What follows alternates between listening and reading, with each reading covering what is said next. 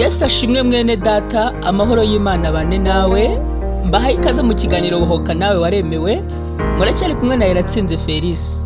Besigo bigotanubu haratariho nihane. Uyu munsi nanone twabateguriye ijambo ryiza, ijambo ry'Imana kandi rihindura ubuzima. Uyu munsi ijambo tugiye kuganiraho rifite intego cyangwa rifite umutwe w'amagambo uvuga ngo nanjye Imana izambabarira. Ndajya nkubwira ngo nawe Imana izakubabarira. Uhora wibaza ngo ibintu byose nakoze Imana yambabarira. Ndajya nkubwira ngo nta muntu ku isi Imana idashobora kubabarira aramutse yayemereye. Reka twifashishe ijambo ry'Imana riri mu gitabo cy'umuhanuzi Yeremiya igice cya 31. Turasoma duhereye ku murongo wa 20. Uwo murongo wonyine niwo turi busome. Igitabo cy'umuhanuzi Yeremiya igice cyaho cya 31 ku murongo wa 21. Bibiliya iratubwira iti, mbese Efurayimu si umwana wanjye nkunda, si umwana ufite igikundiro se? Kuko iteka ryose iyo ngize icyo muvugaho mugaya ndushaho kumwibuka, nicyo gituma umutima wanjye umufitiye agahinda. Ni ukuri nzamugirira imbabazi, niko Uwiteka avuga. Imana ishimwe cyane. Mwene data, ijambo ushobora kuba waryumvise neza cyane. Bibiliya kubera itangiye itubwira ngo mbese Efurayimu si umwana wanjye nkunda. Uyu Efurayimu yari ubwoko Imana yishimira, yaturukaga mu bwoko bw'Efurayimu Imana yarabwishimiraga cyane.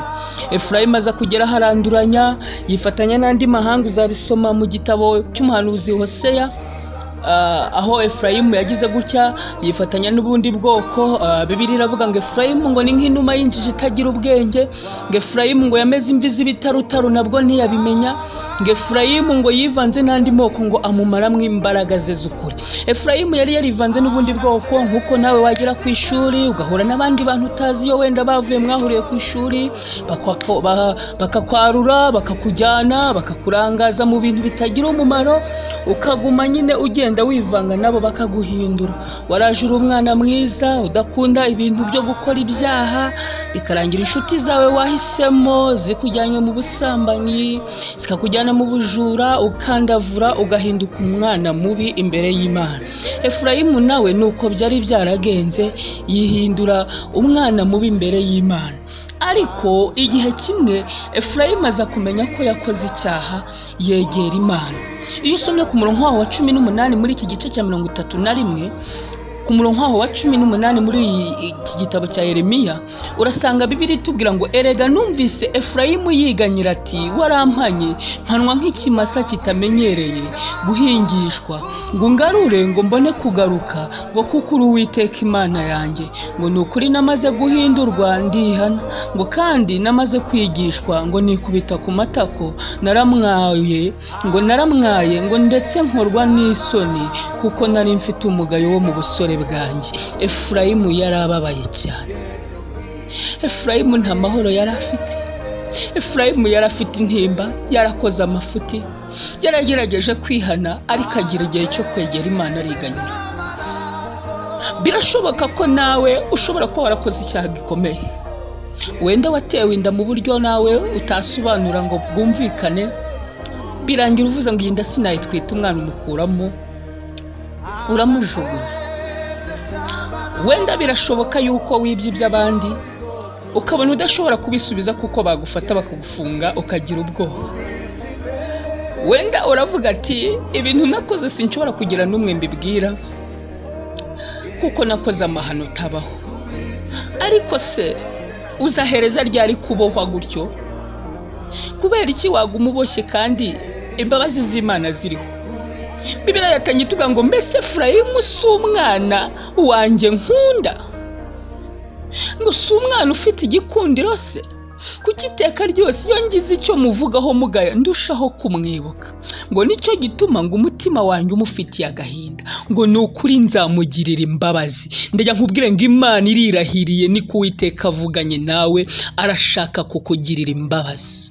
Wikiheza, ubwami bw'Imana bwarakinguwe ngo abantu bose, amahanga yose yinjiremo, nawe urimo. Menya neza ko ari njye mugabane wawe, inyuma yanjye nta munezero wawe uriho. hoya wikiboha ngo ibyo nakoze ni amahano, banguka vuba witinda, umukiza aracyahara gutegeye amaboko ashaka kugukiza ibyaha we kurimbuka. Icyaha kizakomeza kigushuka kikwiziringireho, erega Imana iratuzi iratumenya cyane aho twayicumuye. Dawidi muri Zaburi 139 yari arimo nawe aritunganya imbere y'Imana, yabuze amagambo avuga, byamucanze byamuyobeye, aravuga ati ubusa Uwiteka ndamubwira iki?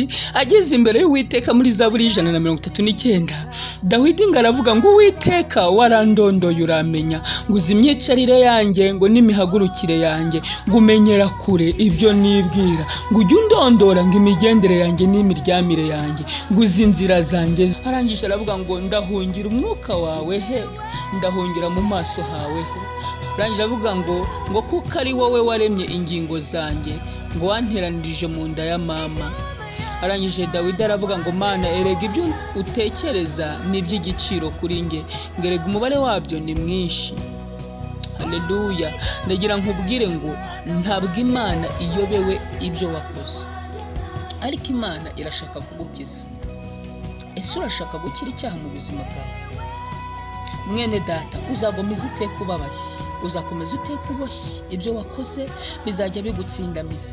Erega birashoboka ko wakoze icyaha ngo utabara umuryango wawe, wenda barumuna bawe wabonaga basigaye bonyine, ugahitamo kwiba ngo urebe ko wagira icyo ubasigira. Wenda warasambanye ngo ubone amafaranga wishyurire murumuna wawe ku ishuri. Yenda warasambanye kugira ngo nawe ubone amafaranga yo kugura udukoresho tw'isuku. Wenda warasambanye ngo nawe urebe ko wabona amafaranga yagufasha gukemura ibibazo wari ufite. Ariko Imana yo ntabwo iri kwita ku mpamvu yatumye ukora icyaha, iri kwita ko kugeza n'uyu munsi ucyanduye, ukiboshye n'icyo cyaha. Hari amasezerano menshi atazasohora kuri wowe kubera icyo cyaha cyakuboshye, ariko Imana irashaka kwiyunga nawe, irashaka kukubwira ngo ndakubabariye. Ngwino Imana ikubabarire. Amaraso ya Yesu niyo soko yonyine yeza abanduye. Ntabwo twezwa n'ibitambo twatuye, ntitwezwa n'amaturo dutura, ntabwo twezwa n'imiryango ikomeye twavukiyemo, ntitwezwa n'amafaranga twatanga, ntabwo dushobora kwezwa n'ibintu twakora. Amaraso ya Yesu niyo soko yoza abanduye. Muri imbye yaravuze ngo ujya mwambuzi babambanywe, ngo yarabucwa aranezerwa, ngo nanjye umwihebe, ngo umfashe untabare undokore. Ngwino Yesu akurokore mu byaha. Mwene data, urumva ushaka imbabazi z'Imana? Bibiliya yatubwiye ngo mbese Efurayimu si umwana wanjye nkunda? Mbese wowe nturi umwana w'Imana ikunda? Sura umwana ufite igikundiro se? Byibuke neza icyatumye ikurema, regera bizi, wikirirwa ubitekereza. Imana ntabwo yahubutse kugira ngo ikureme, idefanda uvuga ngo nanjye ndi umwana w'Imana irankunda kandi izambabarira. Turi ku ijambo rivuga ngo nanjye Imana izambabarira, nanjye Imana izampa imbabazi. Tugiye gusenga Imana. Urashaka ko Imana ikubabarira? Bohoka. Intego y'iki kiganiro cya buri munsi iravuga ngo bohoka nawe waremewe, reka nawe ubohoke waremewe. Reka dusengane Imana. Humura, Imana irakubabarira. Nawe uri mu bantu yakunze kera ukiri mu isi, nawe uri mu abo Yesu yabonye mu inshuti ye, yakwemeye nk'inshuti ye. Reka gukize, intimba zawe arazizi, reka Yesu akubabarire. Fasha kuvuga no magambo hanyuma dusenge. Ndazi neza ko Uwiteka ari nge munyabyaha wa mbere. Ndabizi nakoze ibyangwa nawe, ndetse siguye kuza mu maso yawe, ariko ijambo ryawe ritubwiye ko Uwiteka azatubabarira. Ndabizi nakoze ibyangwa n'amaso yawe, sinashyikira ubwiza bwawe. Umbabarire kuko ndi umunyabyaha, simpakanye gukiranirwa kwanjye, kuko urandondora ukamenya. Nanjye umbabarire ibyo nakoze byose bitakunejeje, hanyuma kubw'imbabazi zawe unyemere nanjye mba umwana wawe mu rugo. Urakoze, nishingikirije izina ry'igiciro rya Yesu Kristo duhabwa mu gukizwa. Urakoze Mana, amen. Imana iguha umugisha. Iri sengesho nawe urisenge, Imana irakubabarira. Uyaturire ibyaha byawe byose, ubyature mu mazina, ubibwire ngo nakoze ibi. Imana irabyumva ikubabarire. Muri imbye yaravuze ngo bwira Yesu byose, ngo ni inshuti yawe, ngo ibikubabaza n'ibigutera, ngo arakunda afasha abashavuye. haleluya. Ngizera ijambo rye kandi wirira, ngo abaremerewe n'ibiruhanye tubabwire ko Yesu yabaruhura. Ndiyakubwiye ngo Yesu nawe yakuruhura. Urakoze cyane, Imana iguhe umugisha. Turabashimiye cyane kubw'ijambo ry'Imana mwakurikiye. Ushaka kudukurikira, amazina dukoresha ni Iratsinze Felisi. Wadukurikira kuri YouTube channel Iratsinze TV, cyangwa ukadukurikira kuri TikTok Flex Iratsinze bifatanye, cyangwa ukadukurikira kuri Twitter Flex Iratsinze, cyangwa ukadukurikira kuri Facebook Flex Iratsinze. Kandi nanone ushaka kuduhamagara cyangwa kutwandikira kuri WhatsApp, nimero yacu ni 078 26 93 159. Ndayisubiramo 078 26 93 159. Humura nawe, Imana irashaka kwiyunga nawe kubabarire. Yesu aguhe umugisha. Ubutumwa wabusangiza abandi wabukunze, kugira ngo nabo babuhoke nk'uko nawe ubuhotse. Imana y'amahoro ikunezeze, ikumvire ku munsi w'ibyago n'amakuba, ikumurikishirize mu maso hayo hera, iguhe imbabazi ziva hera hayo ho mu rusengero rwera. Imana ikugirire neza. Amen.